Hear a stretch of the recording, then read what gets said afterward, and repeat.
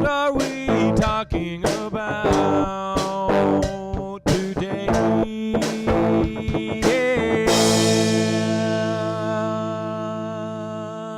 Hello, everyone, and welcome to What Are We Talking About? Today, we're talking about Everest, the new, well, not brand new. It's, I think, in its second week now. It's got stars Jason Clarke and Jake Gyllenhaal. I don't know. There's a bunch of other famous people. I don't. Sam remember. Worthington. Sam Worthington's in it. Yeah, you're right. Josh Brolin. He does a real good job. Oh yeah, Josh Brolin too. I thought they actually all had pretty good performances. Like I was actually like I went into the movie not knowing what kind of expectations to have for it. No, so I was actually quite pleasantly surprised by the movie. Some parts it seemed like it was kind of like with the whole training up to climbing the mountain, like that whole process kind of seemed like it took a while. Yeah. But I overall I really liked the movie and the performances, and I went into it thinking it was going to be almost like a disaster movie where it's just going to be nonstop just stuff happening. I didn't even know it was going to be based off of a true story. No, yeah, I didn't know that. In part, did it say at the start? Because I didn't know until partway through. I kind of was like, well, no, it wasn't. Is this a true story? It wasn't until they were telling, like, or introducing the characters that I started to piece together that it was a biography almost, because of they did that whole snippet of that Rob Hall at the beginning, and I'm pretty sure it was not the guy's name was Rob Hall.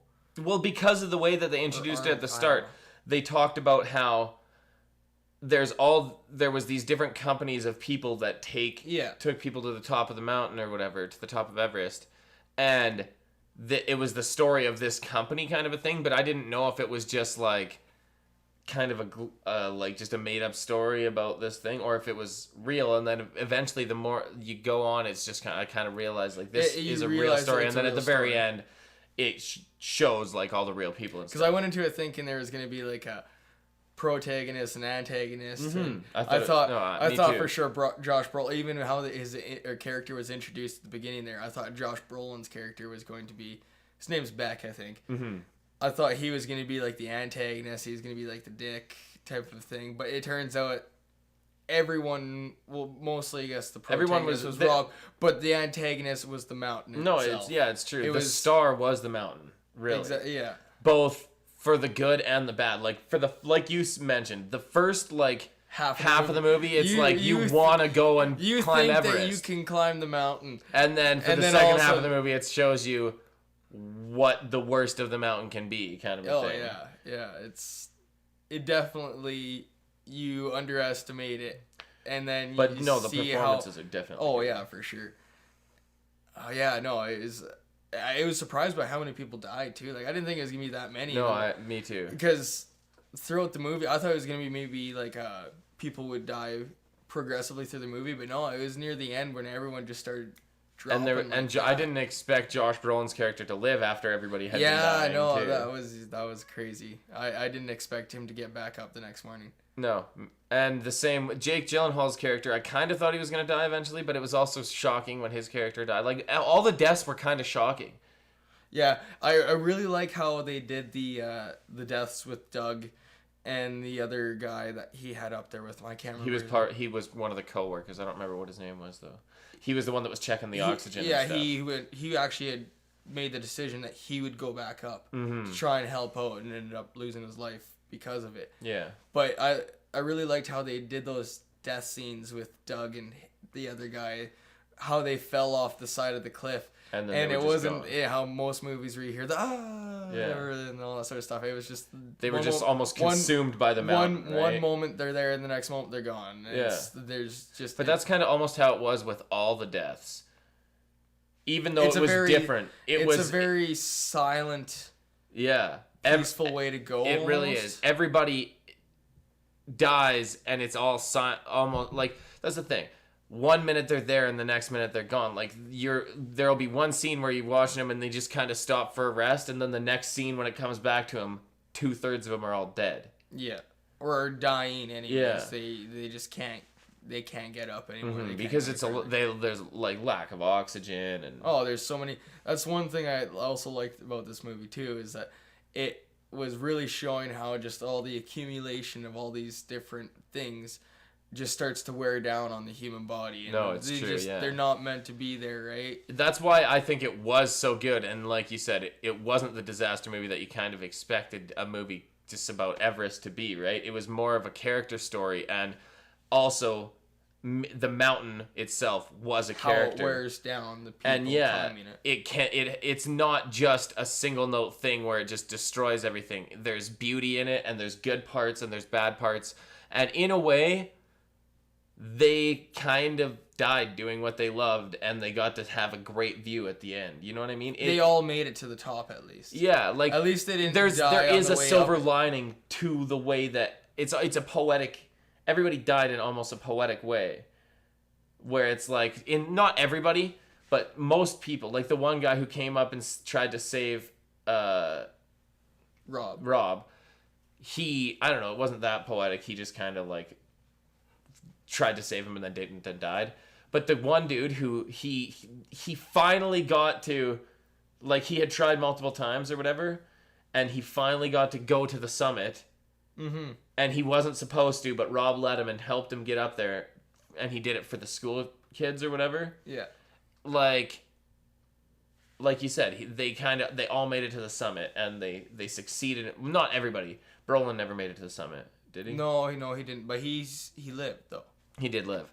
But yeah, that's the thing. It was like they succeeded in doing their goal of making it to the mountain. He did it. It was his last time. That one guy, I forget what his name, Doug.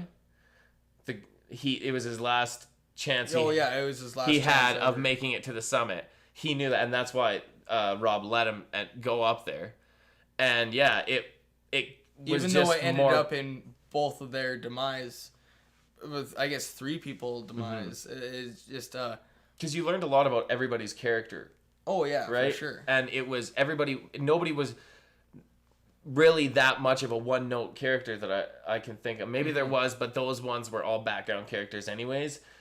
But all of the main characters, they developed quite well. Mm-hmm. Except for maybe the one woman, I don't remember her name, but she had climbed 6 summits, and this was her 7th one. Her 7th one. They didn't show much on her, that's for sure. But like Brolin, they developed quite a bit, and the guy who was the reporter, he even had John Krakow quite a bit of like different levels of emotion and development in Gyllenhaal's character, even though with the small amount, like he wasn't overall in the movie a lot. Like he was in it for sure, but no, definitely. Overall, he didn't have that huge of a part. No, but they kind of marketed it as a Jake Gyllenhaal picture.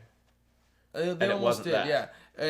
But they developed his character fairly well, I thought, for the amount of screen time that he actually got. No, it's true. I agree. He was one of the strongest characters in the movie, but it wasn't about him.